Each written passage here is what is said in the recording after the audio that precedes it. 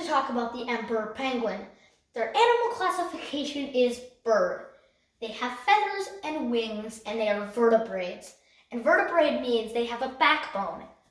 We have a backbone, which helps us walk. Without it, we could not. Here's their habitat: Antarctica, South Pole. Want to know a fun fact? How do they survive there? Waterproof feathers. That helps them keep warm. They huddle together in a large group called a colony, which can have hundreds to thousands of penguins in it. You know what? I think that's the opposite of social distancing. Just saying. Alright, let's talk about some special features. They cannot fly. They are one of the very few birds that cannot fly. They sleep standing up, which is also very uncommon for animals.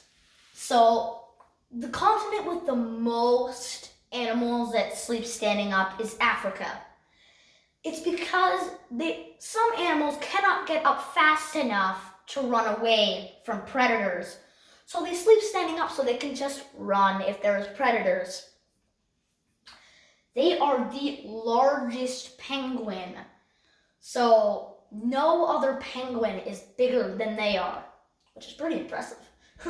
They can travel up to 620 miles to look for food so that they can eat.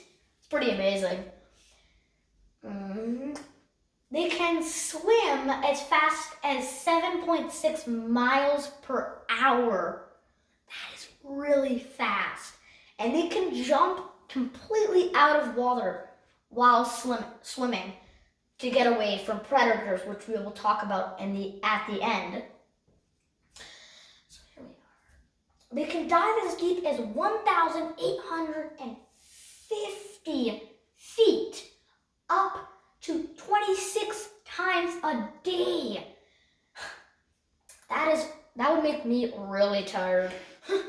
And they can stay underwater up to 20 minutes at a time. I don't think any human can do that. Here's their growth and development. The female lays one egg. They can live up to 20 years. They grow up to 45 inches, which is about this tall. Nearly 4 feet tall. Adults can weigh up to 88 pounds, which is really heavy. Aidan, how much do you weigh? I weigh 72 pounds, which means they can weigh heavier than I do, which is pretty amazing. What do they eat?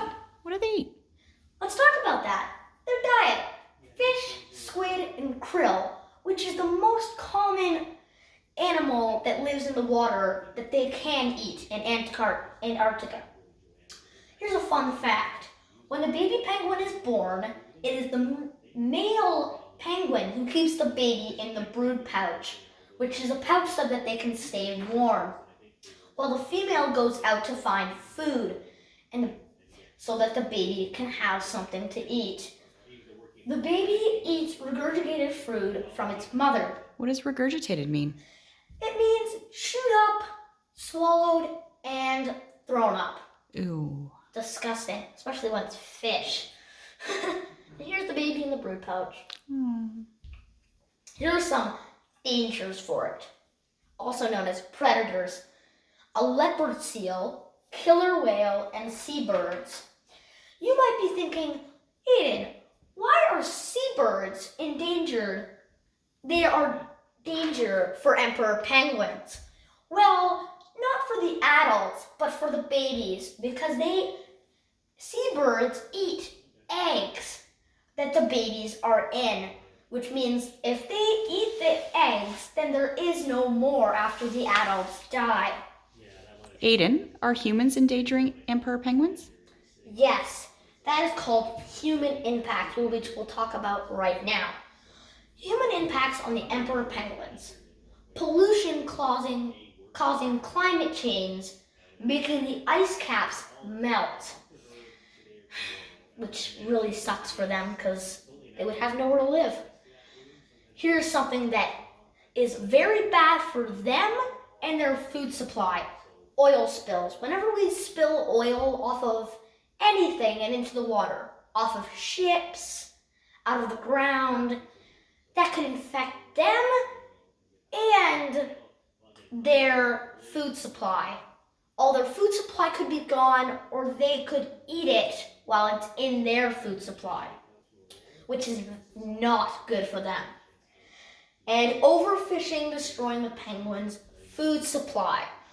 While we are overfishing, it's taking all of the fish away from them, and they don't have anything to eat, which is very dangerous for them. They cannot live without food.